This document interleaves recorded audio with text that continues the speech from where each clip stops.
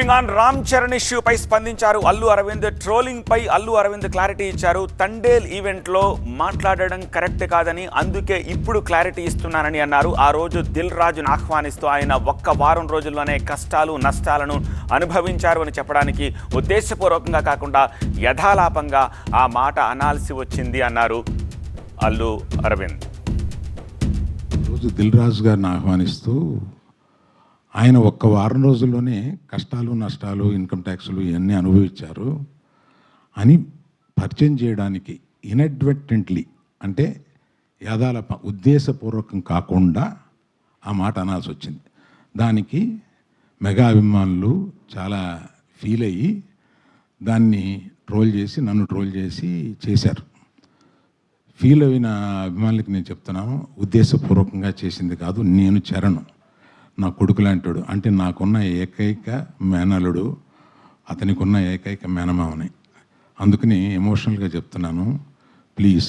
OSS ఫర్టిలిటీలో అమ్మ నాన్నలకి పర్సనలైజ్ ట్రీట్మెంట్ ఇచ్చారు.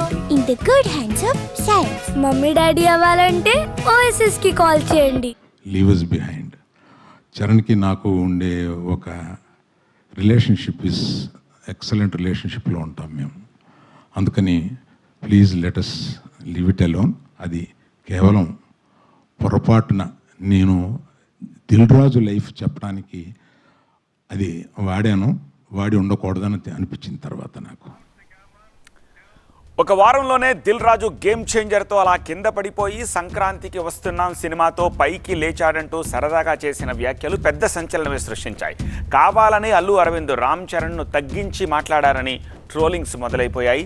దానికి ఇప్పుడు ఆయన ఒక క్లారిఫికేషన్ ఇచ్చినట్టుగా ఇప్పుడు ప్రత్యేకించి ఆ సబ్జెక్ట్పై రెస్పాండ్ అయ్యారు. ఈ మధ్య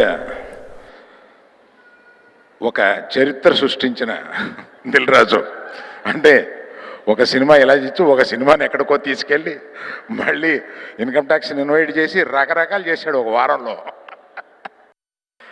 ఈ మధ్య ఈ బైట్ పైనే ఆ రోజు సినిమా ఫంక్షన్లో ఈ మాట్లాడిన మాటలకి ట్రోలింగ్స్ మొదలైన తర్వాత దానికి ఇప్పుడు లేటెస్ట్గా కమెంట్ ఇచ్చారు.